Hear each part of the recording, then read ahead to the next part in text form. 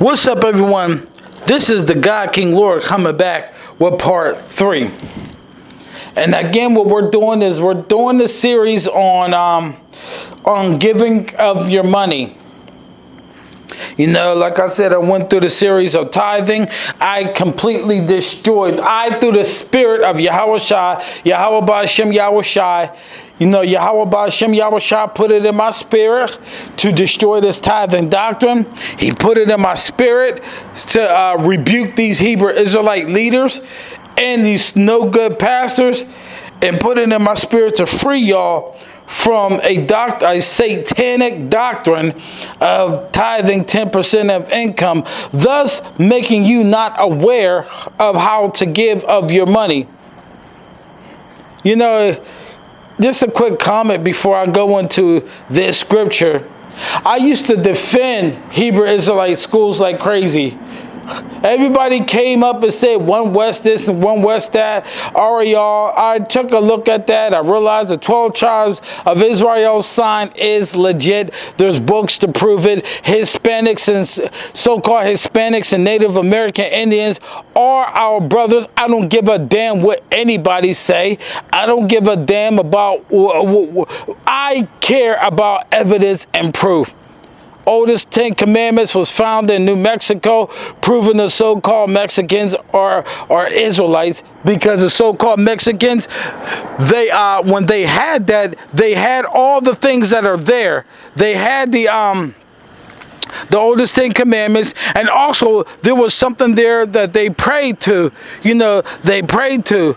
And the thing about it is, when you get an old map, it will show you, definitely, it will show you that the so-called Mexicans actually owned majority of so-called United States of America. So if anybody think that the Mexicans and the Native American Indians aren't Israelites, then you're sadly mistaken. You're sadly mistaken like crazy, because they are. Now the Spaniards, they crept in, you know, so they're not Israelites, but they are too as well. The so-called Mexican, it has to be of Indian descent, because they're not Indians. The Indians is a byword and proverb. So you have to understand that when it came to giving of our money, and I have to say things like that because a lot of people is making up their own doctrine, and I've noticed that it's coming from these Hebrew Israelites, who, and some who aren't even part or associated with any school. They're also making up doctrines that is also misleading people. That's why it's good for people just to read the word for themselves. Look up the definition of the words. Not only look up definitions of the words, but apply them. Look up the definitions and the concordance. You know, so many doctrines out there, but you know, like the scripture says, if it will be possible, it will fool the elect, but the elect is not going to be fooled. You know, people talk about they are the elect, but yet you're teaching tithes, and you're saying you have 100% of the truth, but you're constantly transgressing the laws of giving, and you're blind to the tithes. I'm going to have to question that. You know, so let's go to 1 Chronicles. Let's go to 1 Chronicles. This is a good scripture I want everybody to go to. So you know how it is. Pause it, get it, and then resume. And we're going to read 1 through 9. And it says here, furthermore, David, the king, said unto all the congregation, Solomon, my son, whom alone God hath chosen, is yet young and tender, and the work is great. For the palace is not for men, but for Yahweh our power. Solomon is a young lad, you know, he's not keen on wisdom and stuff, you know, look at him. You know, people will say, oh, he's wet behind his ear. Well, Solomon, the son of King David, was wet behind the ear So now, the second verse. Now I have prepared with all my might for the house of my God, for the house of my God, for the house of my God, the gold for the things to be made of gold, and the silver for the things of silver, and the brass for the things of brass, the iron for the things of iron, and wood for the things of wood, onyx stones and stones to be set, glistering stones, and of all diverse colors, and all manner of precious stones and marble stones in abundance. So what are we reading here? King David was set aside gold, silver, brass, and all the things that it is to make the temple. Now remember, anybody know the story of King David? King David went to war a lot. He had so much blood on his hand, and plus he put Uriah at the front line for him to get killed so he could take his wife. So King David had blood on his hands, and Yahweh told King David that he cannot build his temple because he has too much blood on his hands. And so who's next in line that build the temple? Well, King David's going to have the blueprint. He's going to have all kind of money and stuff saved up for the temple. But Solomon is going to build the temple. That's why King David, he mentioned Solomon. He mentioned Solomon, even though he's a young lad. But the temple is going to be built by the hands of Solomon. And it said in verse 3, moreover, because I have set my affection to the house of my God, I have of my own proper good of gold and silver, which I have given to the house of my God, over and above all that I have prepared for the holy house. So not only that he gave, like I said, gold and silver, the things that are being made. So the first gold and silver that he gave to the house of God, he's given it to be made. The things, the ornaments and everything like that, that's going to be there because Yahweh's house is going to be decked out. But yet he also saved up gold and silver. Now, what is that gold and silver? That's money. That's money right there. So not only that he has gold, silver, onyx, and everything like that, for things to be made, but he also had his gold and silver from his account. Isn't it funny how it's mentioning these items? Now it's mentioned money, gold and silver, but let's read on. Verse 4, even 3,000 talents of gold and of gold of Ophir, and 7,000 talents of refined silver to overlay the walls of the house withal. The gold for the things of gold, and the silver for the things of silver, and for all manner of work to be made by the hands of artificers. And who then is willing to consecrate his service the day unto Yahweh? So King David going all out. If I was King David and I wanted to build the house of God, I will go all out. I mean, going for broke is good when it comes to going for God. Why going for broke? Because God's going to, bless you back. Now, I'm not saying be stupid and just throw all kind of money and then going for broke means just go all out. You know what I'm saying? Go all out. He had wisdom enough not to go fully broke, but he went on out. He had a whole lot of things saved up. Notice he saved it up so he can go all out. He didn't just went all out. So when I'm saying going for broke, I'm not saying going for broke as you be in poverty. No, I'm not saying that. It's just a saying, because I don't want nobody saying, oh, I went broke, man, look, and I'm getting punished. Nah. So just let me bring clarity to that. Then it says in verse 6, then the chief of the fathers and princes of the tribes of Israel, and the captains of thousands and of hundreds, with the rulers of the king's work, offered willingly. Interesting. I mean, where is the percentage at? I'm trying to find percentage. Could anybody find percentage? Because every time I'm reading about giving anything, even money, it's all about giving it what? Willingly.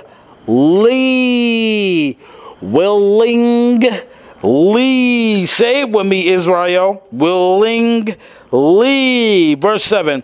And gave for the service of the house of God of gold 5,000 talents and 10,000 drams, and of silver 10,000 of talents, and of brass 8,000 of talent, 100,000 talents of iron. And they with whom precious stones were found gave them to the treasure of the house of Yahweh by the hand of Jahal and Gershonite. Now I want you to pay attention to verse 9. And again, what are we reading? This is every scripture and verse that I'm going to. It's all about building Yahweh's temple. No, I have not yet read 10%. I haven't read percent. I haven't read any of that. But the only word I keep hearing is willing and willingly. Willingly. Get that through your head, Israel. No percentage. Or anybody say, oh, 10% of income so we could build this school. You're not building the school based on how Yahweh built the temple. You're robbing people. That you're teaching filthy lucre's sake. Because once again, you have no faith. That's why folks is crying about money. Oh, just give an offering. We need this to make CDs.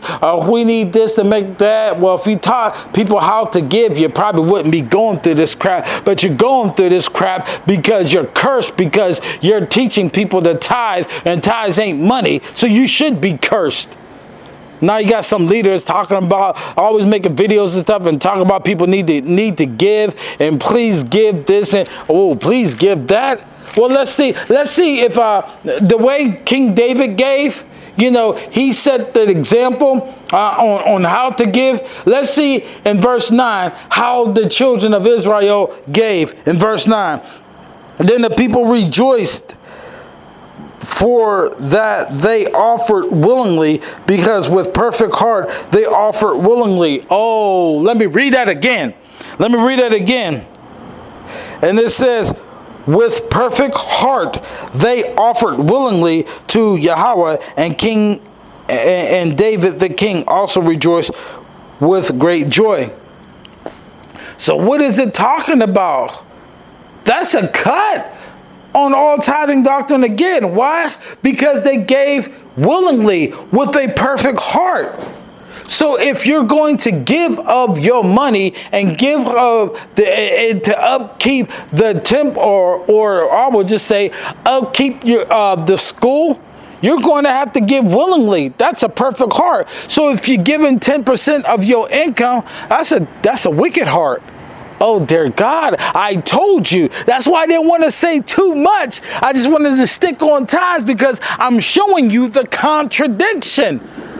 That's a contradiction. Now, how in the hell somebody can say, okay, tithe 10% of your income. If you don't, God's going to curse you. But yet you're not reading about that. You're reading about people rejoicing. They're given to the temple of God, and they're building the temple of God. They're giving their resources. They're giving their gold. They're giving their silver. They're giving every doggone thing, and they're rejoicing. They're happy about it because they're building it. They can see it build and everything like that. And it was built of a heart which was not constrained. So if it was built but with a heart that is not constrained, that's a perfect heart. And it makes sense of why Yahweh, when it came to the tithing doctrine, that I will open up the windows of heaven to pour you out a blessing that you have no room to receive. That means that we'll have so much food, because even though the tithes came with a curse, he still wanted us to be joyful and rejoice of giving of our tithes, that he's going to give us so much that we wouldn't miss what we gave. Folks, you have to understand, you have to wake up when it comes to this doctrine, because giving up your money, I mean, building the temple was never built with 10% income. And I want anybody to please prove me wrong. Show me if I'm in error, because for what I'm reading, and how these schools are being built, how in the hell do you justify 10% of income just based on that? You're robbing people, leaders. You're supposed to be better than the so-called pastors in the Sunday church. You're supposed to be better. And like I said before, I don't understand how you could break down the 7 horns. I don't understand how you could break down Deuteronomy 28. Y'all could break down things so beautifully. But when it comes to the tithes and comes to giving of your money, why in the hell do y'all fail?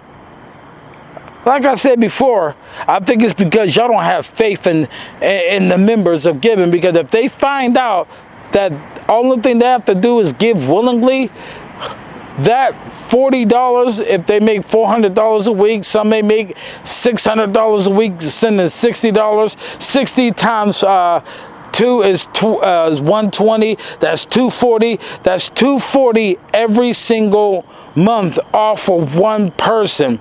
If you have 10 people, 240 times 10 is $2,400. So therefore, you rather that come in through the constraint false tithing doctrine of 10% of income, because you don't want them to find out that the only thing that they need to do is give a willing offerly, and that $60 may turn to $20 because that person is in debt. That person needs to have the bills paid and stuff like that. And there's folks who's doubling up on their tithes, so-called doubling up on their tithes, when the Bible said that a fifth part, but because tithes is not money and money was never tithes. You see how much confused Israel is? That's why I could say in every single school that I've named, no one's a cheerful giver.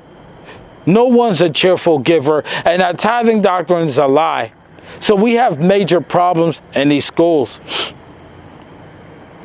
We have major problems in these schools.